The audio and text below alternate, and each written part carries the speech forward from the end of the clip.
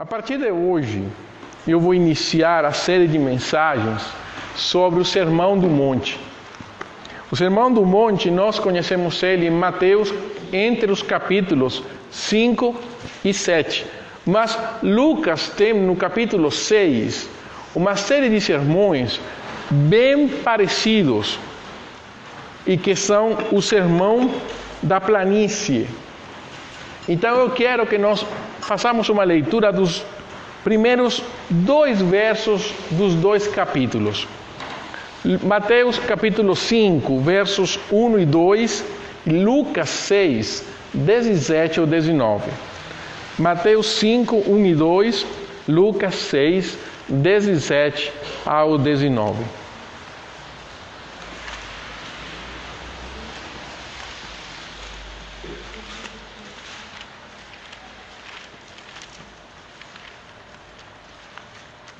Acharam o texto? Ok, então vamos ler. Quando viu as multidões, Jesus subiu ao monte. Havendo-se sentado, seus discípulos se aproximaram. E ele começou a quê? Ensinar-lhes.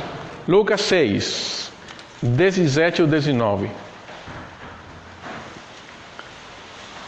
Quando desceu com eles, Jesus parou num lugar plano, onde havia um grande número de seus discípulos e também grande multidão de moradores de toda a Judeia, de Jerusalém, do litoral de Tiro e de Sidom.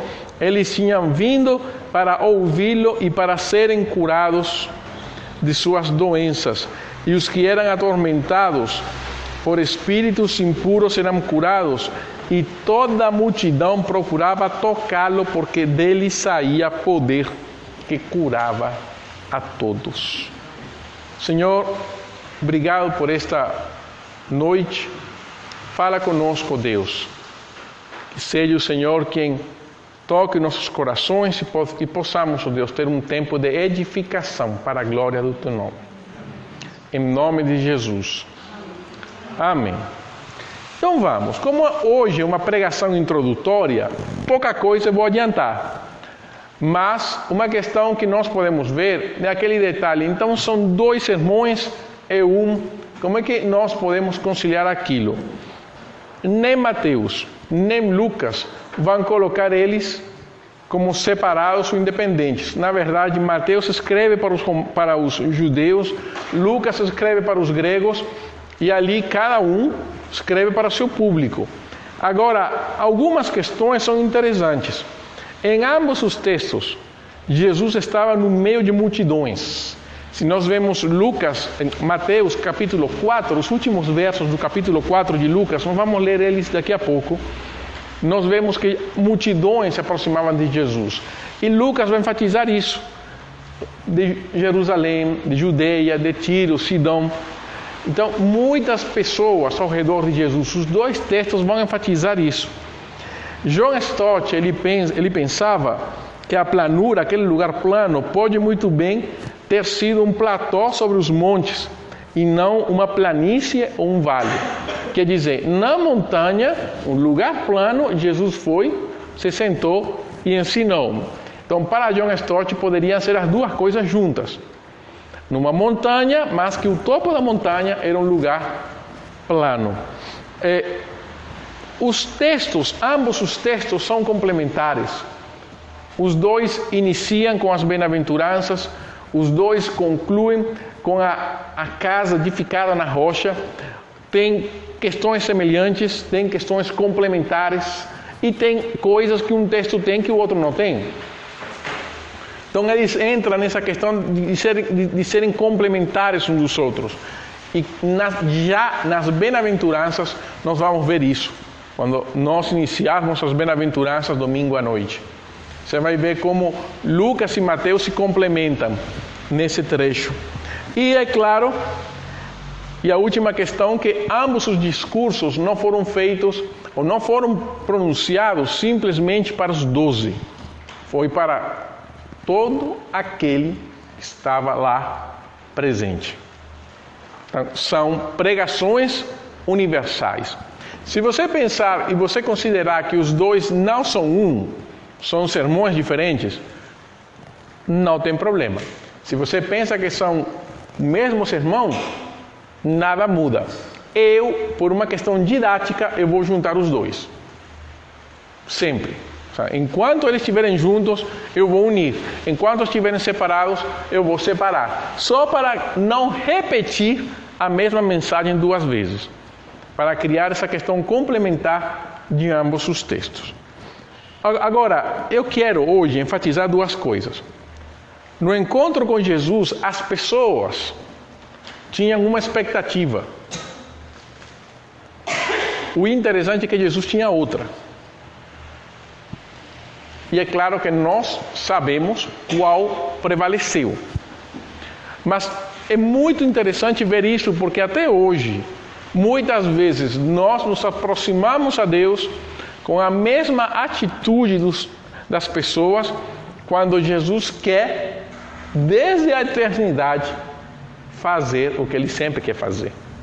Ali então vamos para Mateus capítulo 4. Aliás, você está em Lucas? Ok, está em Lucas. Então fica em Lucas, versos 18 e 19. Quando fala o quê? Os que eram atormentados por espíritos impuros eram curados. A multidão procurava tocá-lo, porque dele saía poder. Então as pessoas queriam algo de Jesus. Mateus capítulo 4. Agora vamos para Mateus no capítulo 4. Os últimos 3 versos, versos 23 ao 25. Fala que Jesus percorreu toda a Galileia, ensinando nas sinagogas deles, pregando o evangelho do reino e curando todas as doenças e enfermidades entre o povo. Assim, sua fama espalhou-se por toda a Síria e trouxeram-lhe todos os que sofriam de várias doenças e tormentos, os endemoniados, os que tinham ataques, os paralíticos, e ele os curou. Grandes multidões o seguiam, procedentes da Galileia, de Decápolis, de Jerusalém, da Judeia e do outro lado do Jordão. Percebe o que as pessoas queriam? As pessoas queriam algo de Jesus. Eles não queriam Jesus. Eles queriam o que Jesus tinha a oferecer, que ia satisfazer as necessidades superficiais das pessoas. É claro que falar superficial também poderia ser um pouco injusto.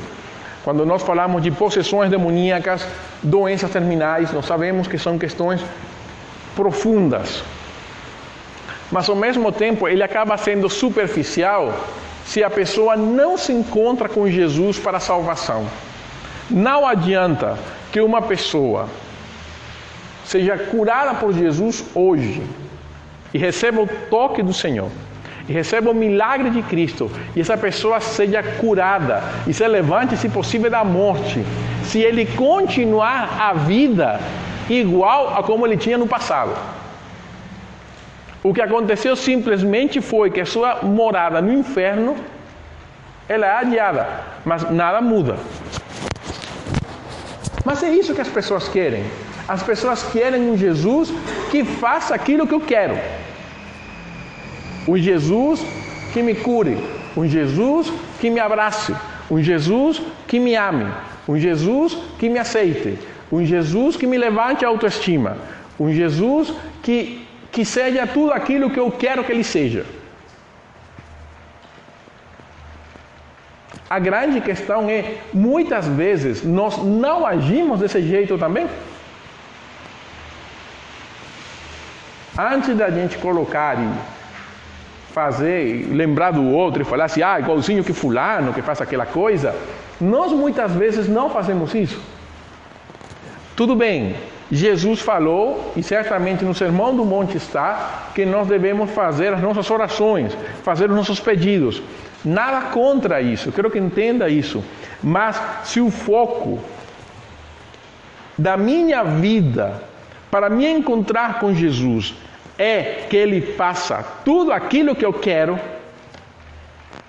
Jesus acaba se tornando o meu empregado. Porque eu sou o Senhor dele. Porque Ele fará tudo o que eu quero que ele faz. E nós vemos isso, pessoas declarando, pessoas determinando, como se elas tivessem o poder de fazer essas coisas. Sinceramente, isso é perder o tempo. Porque nós não temos essa autoridade para fazer isso. O Pai Nosso é justamente contrário a esse pensamento. Você vê como o Sermão do Monte rebate esse tipo de pensamento nosso. Mas isso é muito comum. É muito comum. Por que você acha que às vezes as pessoas não querem comentar os seus planos? Por quê? Porque crente acredita no olho gordo. Está rindo, mas sabe que é verdade. Está amarrado então. E vai amarrar aquele olho. Tem crente que acredita em olho gordo e não conta nada. A questão é, o Pai Nosso fala, seja feita a tua, não fala que seja feita a vontade do Senhor se o olho gordo não souber. Então, como muitas vezes nós nos aproximamos de Jesus de uma maneira errada. Mas entra aí a questão do mercantilismo da fé.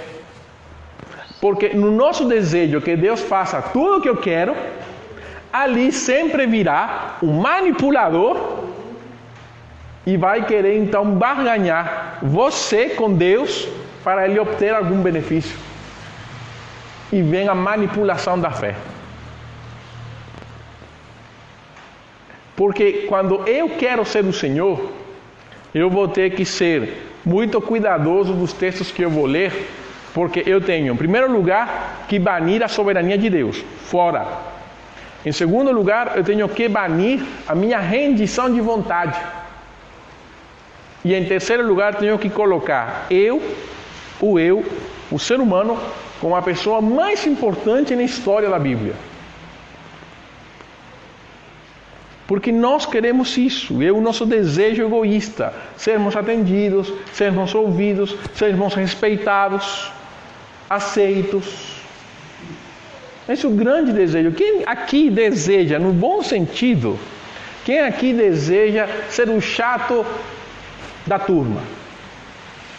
Quem aqui acorda todo dia falando assim, hoje eu vou ser o chato da turma? Quem? Até o chato, mais chato da turma, não deseja ser isso. Mas muitas vezes com Deus nós queremos manipular, com ser o braço do Senhor. E as pessoas foram a Jesus por isso. Senhor, eu quero milagre, eu quero cura, eu quero. Ninguém perguntou o que o Senhor quer. Qual foi a reação de Jesus então?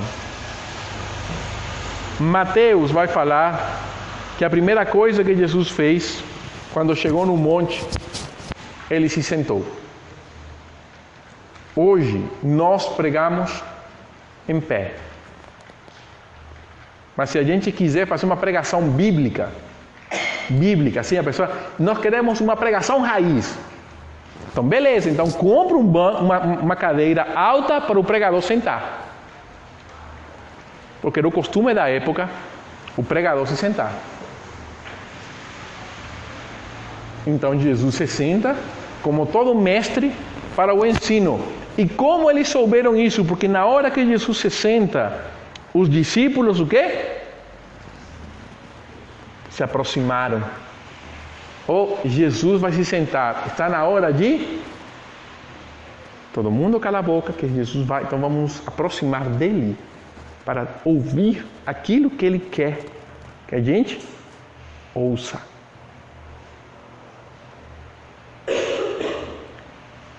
Essa foi a atitude de Jesus.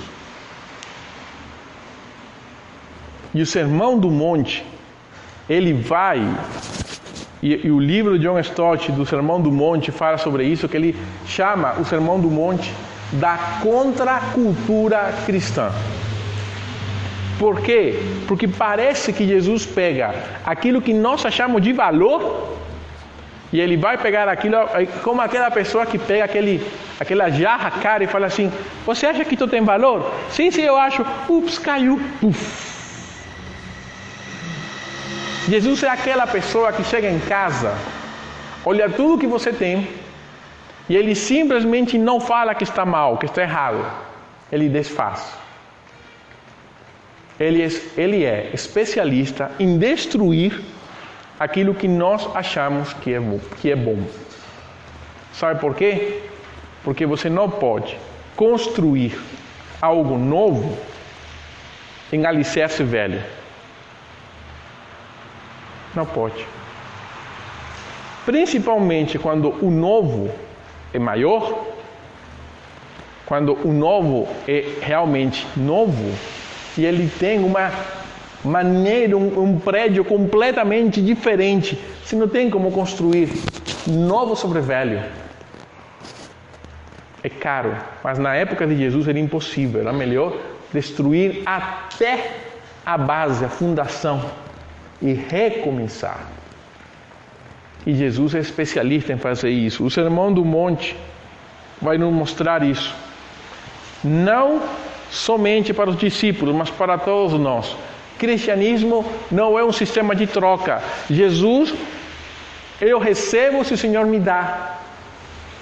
Cristianismo, na verdade, é um sistema de entrega e rendição por aquilo que Jesus já fez por nós.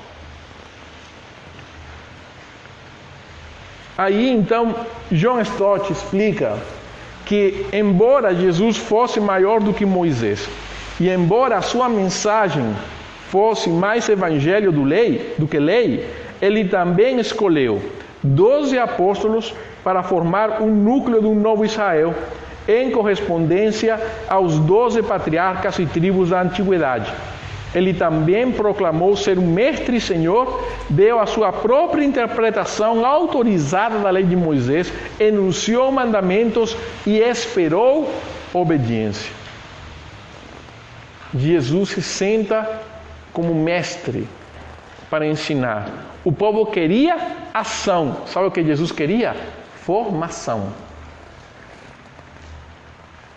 De que adianta receber um milagre se a nossa vida não tem um reflexo de Jesus claro? Aliás, de que adianta ser abençoado nos termos humanos se a minha vida como tal não faz jus ao nome de cristão? Como é que eu posso mostrar a outros o Deus que eu tenho se o meu andar, o meu agir é de uma pessoa que não acredita em Deus? O Sermão do Monte justamente vai nos ensinar que fé é uma questão prática. E lembre, Tiago estava lá. E quando Tiago escreve que a fé sem obras é morta, Tiago está bebendo do Sermão do Monte, da essência da mensagem de Jesus, o cerne do cristianismo. Alguns colocam o Sermão do Monte ao nível da lei, ao nível dos 10 mandamentos. É o sermão mais conhecido de Jesus, mais estudado por qualquer pessoa, crente e não crente, até ateu gosta do Sermão do Monte.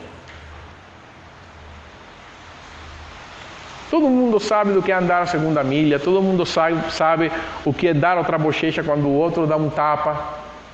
Até pessoa não crente sabe. Por quê? Porque o Sermão do Monte, ele entra no profundo do coração e ele é um sermão que certamente mexe com a nossa vida.